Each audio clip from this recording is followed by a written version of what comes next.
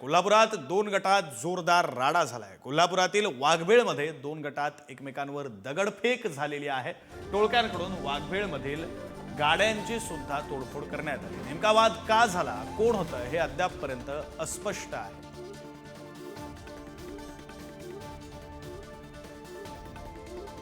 ही दृश्य आपण पाहतोय कोल्हापूरच्या वाघबेळमधली ही दृश्य आहेत। गाड्यांची तोडफोड करण्यात आली आहे, दगडफेक करण्यात आलेली आहे। या उभ्या असलेल्या गाड्यांची तोडफोड करण्यात आलेली आहे। अर्थात ही तोडफोड कोणी केलेली आहे हे आतापर्यंत समजलेलं नाही। नेमकं कारण काय तेही समजू शकलेलं नाही। एक्सक्लुझिव्ह दृश्य पुढारी न्यूजच्या टीव्ही स्क्रीनवर आपण पाहतोय। टोळक्यांमध्ये काहीसा वाद झाला, एकमेकांवर दगड फेकण्यात आले, त्यानंतर गाड्यांची सुद्धा तोडफोड करण्यात आली। हातामध्ये काठ्या पाहू शकतोय, हातामध्ये दगड पाहू शकतोय। हातात दगड घेऊन हे टोळकं कोणाच्या तरी मागे धावतंय, दगड फेकून मारले जात आहेत आणि त्यानंतर याच टोळक्याकडून उभ्या असलेल्या गाड्यांची सुद्धा तोडफोड करण्यात आलेली आहे। कारण अद्यापपर्यंत अस्पष्ट आहे, कारण अद्यापपर्यंत समोर आलेलं नाहीये। कोल्हापूरच्या वाघबेळमधला हा सगळा प्रकार आहे। दृश्य आपण पाहतोय पुढारी न्यूजच्या टीव्ही स्क्रीनवर। उभ्या असलेल्या दुचाकींची तोडफोड या टोळक्याकडून करण्यात आली आहे, तर त्यापूर्वी हातात दगड घेऊन कुणाच्या तरी मागे हे टोळकं धावतंय, दगड फेकून मारली जात आहेत। हातात काठ्या सुद्धा दिसत आहेत आणि या काठ्यांच्या माध्यमातून सुद्धा मारहाण करण्यात आलेली आहे। दोन गटामध्ये राडा झाल्याचं समजतंय, तर या राड्यानंतर उभ्या असलेल्या दुचाकी सुद्धा या टोळक्यानं फोडलेले आहेत। त्याची ही एक्सक्लुझिव्ह दृश्य पुढारी न्यूजच्या टीव्ही स्क्रीनवर। हे सगळं कुठं घडलंय तर कोल्हापूरच्या वाघबेळमध्ये हा सगळा प्रकार घडलेला आहे। दोन गटात जोरदार राडा झालेला आहे।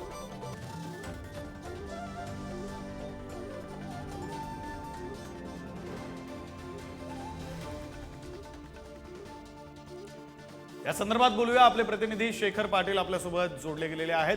शेखर, ही एक्सक्लुझिव्ह दृश्य पुढारी न्यूजच्या टीव्ही स्क्रीनवर पाहतोय। नेमकं काय झालंय ते लक्षात येत नाही, मात्र कोणाच्या तरी मागे 10 ते 15 जणांचं टोळकं दगड घेऊन धावतंय, दगड मारली जात आहेत, गाड्या फोडल्या जात आहेत। काय नेमका प्रकार आहे हा?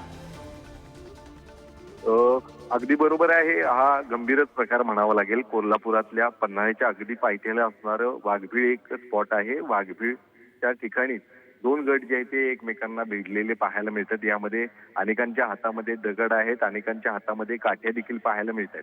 कोल्हापुरातल्या पन्हाळा तालुक्यातील कोडोली पोलीस ठाण्याच्या अंतर्गत असणारं एक परिसर आहे आणि त्याच परिसरामध्ये ही घटना घडल्याची माहिती सध्या मिळते।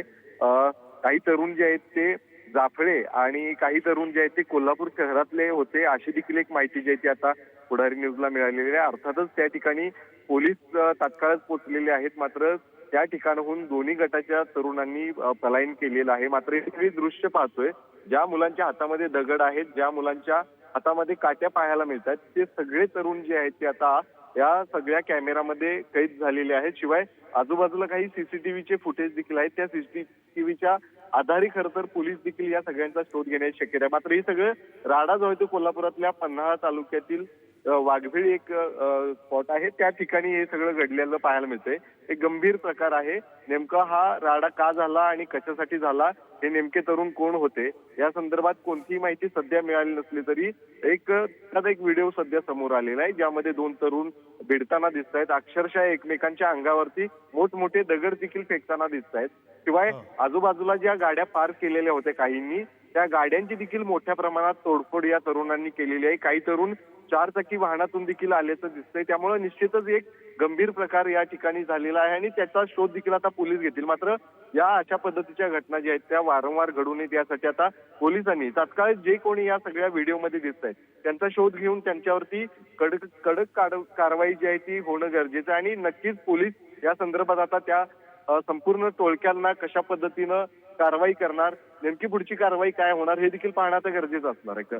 नाही, खरं आहे शेखर, त्यामुळे आता पुढे नेमकी काय कारवाई केली जाते, पोलीस कशा प्रकारे कारवाई करतात, या व्हिडिओच्या माध्यमातून असेल, सीसीटीव्ही फुटेजच्या माध्यमातून असेल, त्याकडे तुमचं लक्ष असू द्या। वेळोवेळी अपडेट्स घेत राहू। तुर्तास धन्यवाद तुम्ही दिलेल्या या तपशिलांसाठी।